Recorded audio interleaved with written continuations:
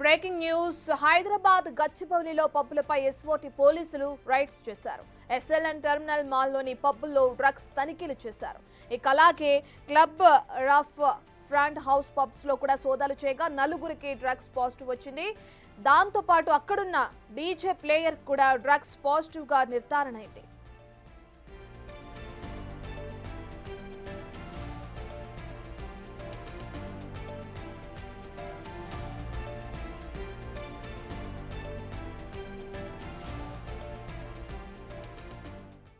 పూర్తి డీటెయిల్స్ అందించడానికి మా ప్రతినిధి సుజాత అందుబాటులో ఉన్నారు. రైట్ సుజాత, మనం చూసాం ఇప్పటికే ఇటు తెలంగాణ వ్యాప్తంగా డ్రగ్స్ కి సంబంధించి కానీ గంజాయికి సంబంధించి కానీ ప్రభుత్వం కఠినమైన చర్యలు తీసుకుంటుంది. అందులో భాగంగా అనేకమైన పబ్స్ లో రైడ్స్ చేయడం కానీ తనిఖీలు చేయడం కానీ వాళ్ళపైన కఠినమైన చర్యలు తీసుకోవడం కానీ మనం చూసాం. ఇక అదే కల్చర్ ని కొనసాగిస్తుందని చెప్పుకోవచ్చా హైదరాబాద్ లోని కొన్ని పబ్స్ లో ఉన్న సిబ్బంది? ఎందుకంటే ఇప్పుడు మనం చూస్తున్నాం మరో పబ్ పైన ఎస్ఓటీ అధికారులు దాడులు చేయడం, మళ్ళీ డ్రగ్స్ పాజిటివ్ గా రావడం, అందులో ఉన్న వ్యక్తులకు కూడా చూస్తున్నాం. ప్రస్తుతానికి ఆ వ్యక్తులు ఎక్కడున్నారు? వాళ్ళని అరెస్ట్ చేశారా? పోలీసులు కేసు నమోదు చేశారా? డీటెయిల్స్ ఏ విధంగా ఉన్నాయి సుజాత?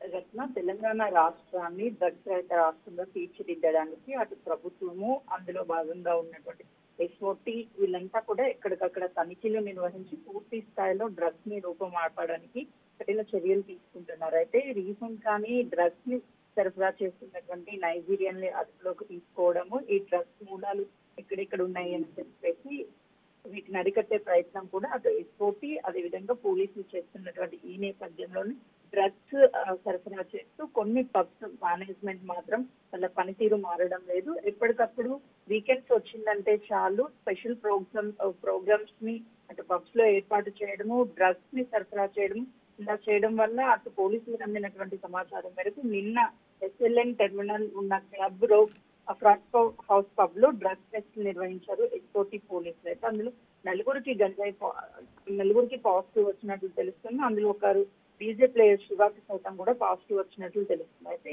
ఇప్పటికే ఈ పబ్స్ కి సంబంధించి ఎక్కడైతే పబ్స్ ఉన్నాయో ఎప్పటికప్పుడు ఎస్ఓటీ పోలీసులు తనిఖీలు చేస్తున్నారు. వాళ్ళకి అందినటువంటి సమాచారం మేరకు డ్రగ్స్ కావచ్చు, గంజాయి కానీ సరఫరా చేస్తున్నటువంటి వాళ్ళని అదుపులోకి తీసుకోవడం పాటు కేసులు కూడా నమోదు చేస్తున్నారు. ఒకసారి పబ్స్ లో దొరికారు అంటే ఖచ్చితంగా పబ్ ని సీజ్ చేయడము, మరొకసారి ఆ పబ్ కి సంబంధించి అదే విధంగా కొనసాగితే వాళ్ళని అరెస్టులు చేయడం, ఇవన్నీ కూడా చేస్తున్నా కూడా వీళ్ళ పనితీరు మారడం లేదు. ఒకవైపు తెలంగాణ రాష్ట్రంలో డ్రగ్స్ అనే మాట వినిపించొద్దు అని చెప్పి ఎక్కడికక్కడ కఠిన చర్యలు తీసుకుంటున్నారు.